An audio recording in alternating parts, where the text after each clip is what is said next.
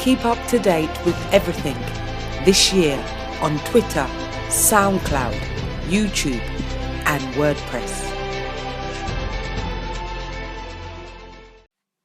Hello and welcome to episode 6 of Diary of a Mercedes Fan. It's the Monaco Grand Prix and we're doing it a bit different this time. It's just about 10 minutes before the start of the race. I'm joined with Alessandro. Hello. And it's wet, it's raining, and it's going to most likely be, actually it is going to be a safety car start. So Alessandro, Ricciardo, Rosberg, Hamilton, top 3, Vettel in 4th, Hülkenberg 5th, Sainz 6th, Perez 7th, Daniel Kvyat 8th, Fernando Alonso 9th, Valtteri Bottas 10th.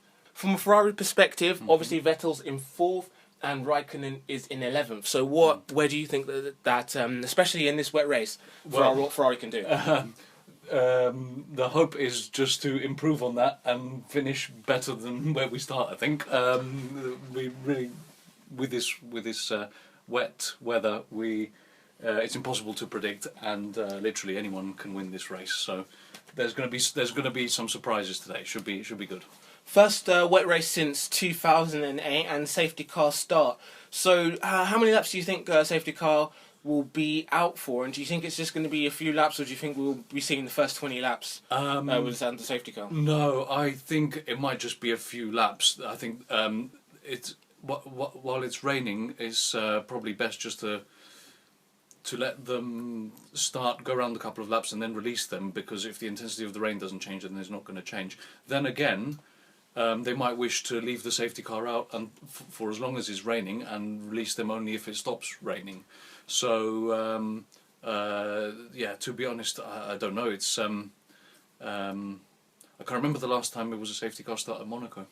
So the last time there was a safety car start for a wet race, I think they'd probably keep them for quite a few laps, to be fair. So yeah, I don't really know what to expect. Mine's just scrambled by this situation at the moment.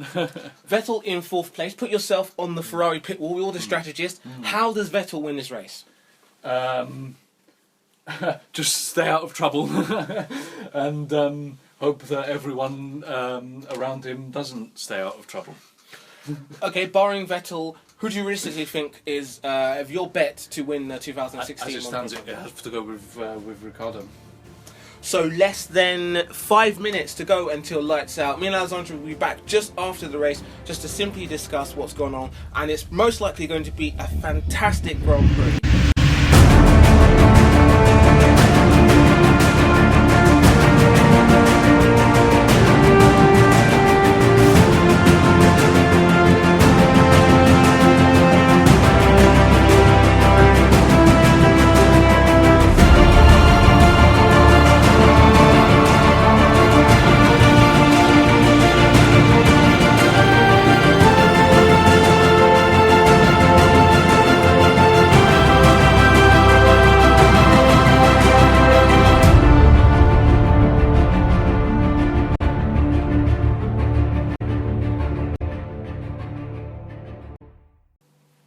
Hello and welcome back to Diary of a Mercedes Fan. It's after the checkered flag and Lewis Hamilton has won the 2016 Monaco Grand Prix.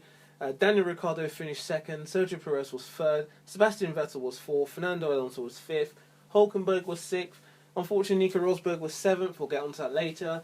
Sainz was 8th, Jenson Button was 9th, and Felipe Massa rounds out the top 10. 78 laps of a completely exciting Grand Prix, Alessandro, and Sebastian Vettel finished 4th, couldn't unfortunately get on the podium. But either way, what was your thoughts from what was a truly good Grand Prix? Well, what an incredible race. I have to say, it comes and goes. You have to feel sorry for Ricciardo, but maybe, it happened to Lewis last year, and this year he won it. Maybe Ricciardo will win it next year. I feel Lewis was a truly deserving winner today. The combination of driver and team effort was what made the difference today, and he does deserve it, because you could argue that he deserved it last year and didn't get it. So it does. I know you can't cross correlate like that, but sometimes what goes around comes around. And we just have to feel for Daniel Ricciardo at the moment to lose the Monaco Grand Prix in such a way that he did. The team not being ready with the tyres, and the length of the stop, and you could see when he said save it. I don't want to hear it at the end. Just how frustrated he must be. It's cruel once again. It's had maybe a potential race win taken away from him through no fault of his own. So it's difficult to stomach, but he'll be back. And Perez on the podium, surprise podium for Force India, but once again between Perez and Hulkenberg, it just seems that Perez is delivering the goods. He's the one that's there when it counts, isn't it? A good call. I think by Force India, they pulled off a special decision there to get him ahead of Vettel and Rosberg in that group, because I believe he was in 6th place or something like that before the pit stops. I can't remember now, but yeah. So he just jumped a few people in the stops, so excellent decision, and fully deserving the podium. And from a Ferrari point of view, obviously Kimi Räikkönen unfortunately retired from the race at the end, not at the end, but in the start of the race, and Vettel finished 4th. Obviously mixed day for Ferrari, but at least they didn't. Vettel managed to finish. Yeah, exactly. Can't really complain for Vettel. 4th was probably the best that he could do. So it's some points. It's something. At least he didn't drop back. So that's the good news. Unlucky for Kimi, but he made the mistake and paid the price in the end. So that's the way it goes. Brake problems for Nico Rosberg. Even from the start of the race, it just looked like it just didn't seem comfortable from the start today. Yeah, it was not happening for him today, was it? I wonder what happened to him in that last corner. But yeah, it wasn't to be. It wasn't to be for him today. Yes, and alluding to what Alessandro is saying is that Nico Rosberg just I don't know what happened, but you just got jumped by Nico Hulkenberg. It was in P6 at the time, and just got jumped by him at the end and that dropped him down to 7th place.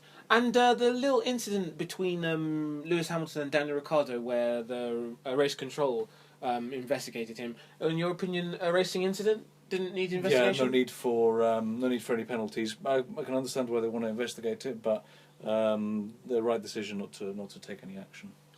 And the lead now going into Canada is only 26 points. And you've got to say that it's now game on between Rosberg and definitely. Hamilton. Suddenly it swings back towards Hamilton, and Rosberg still has a healthy lead, but it's Hamilton's taken a big bite. So and it was a long time coming for him this year. So yeah, it should be interesting now to see what happens moving forward.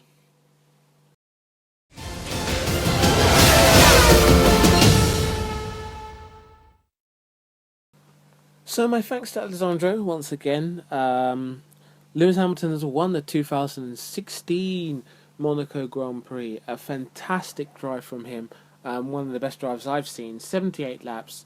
And yes, what a fantastic Grand Prix it was. Obviously starting 3rd place. And at that point, it was looking at the start that Rosberg wasn't looking so comfortable with the car.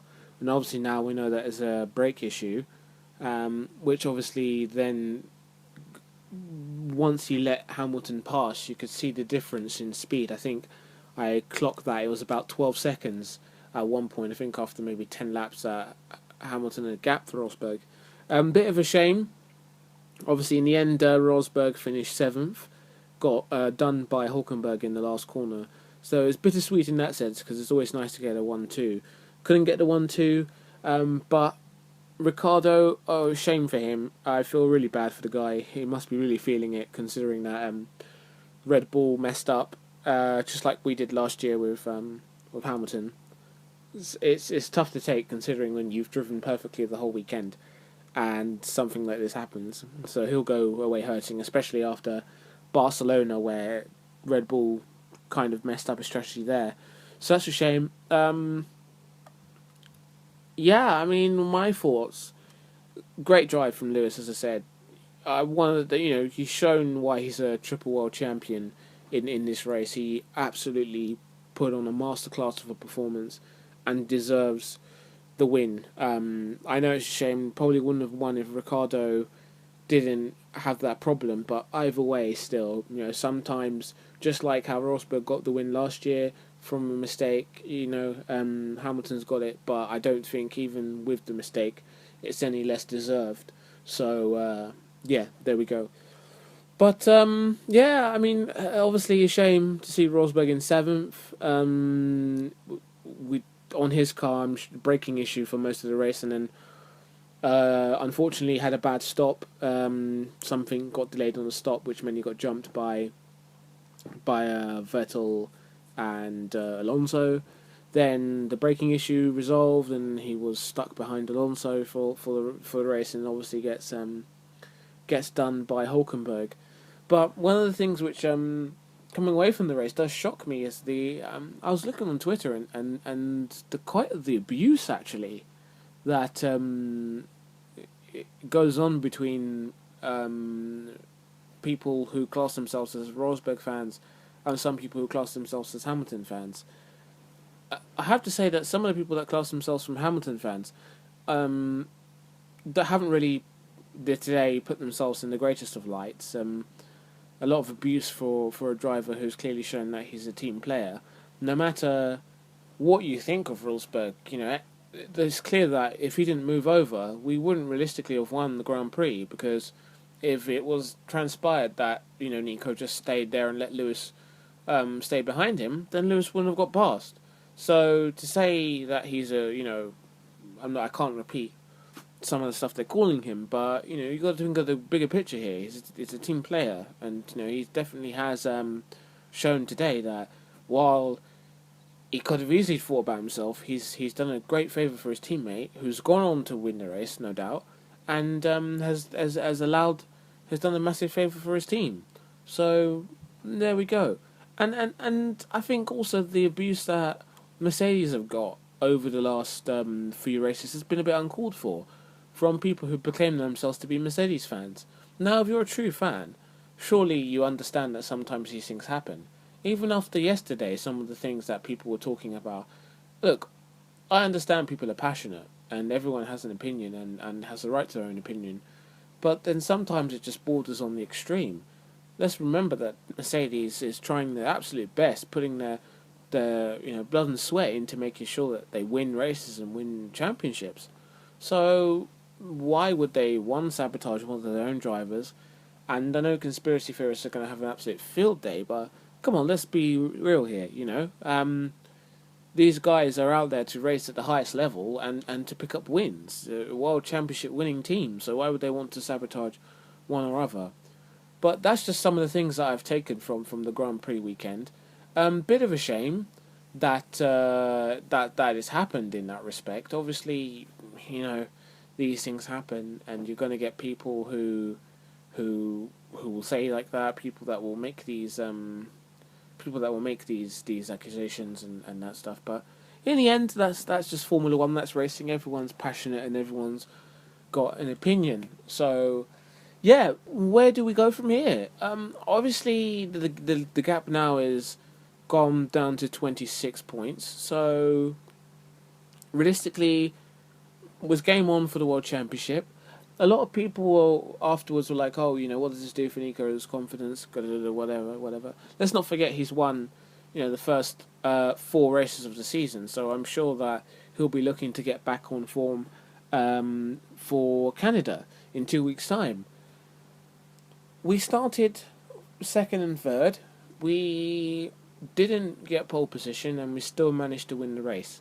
So overall, for me, I class that as an absolutely fantastic weekend. Obviously, shame, as I said, that we only realistically got the 1-7. It would have been nice to get a 1-2 or even a 1-3. But a special mention has to go to Sergio Perez for drives of the day, in my opinion. Hamilton, fantastic drive, but Perez in third in the Force India to hold off Vettel in a faster Ferrari. Perez just gets the job done, doesn't he? He gets the job done and always seems to be up there, delivering the goods for Force India. Another podium. No disrespect to Nico Hulkenberg, because he's a great driver, but I think that's now Perez's 6th podium of his career. And yeah, he's got to be snapped up by a big team in the next coming years, because that boy has got talent. Definitely.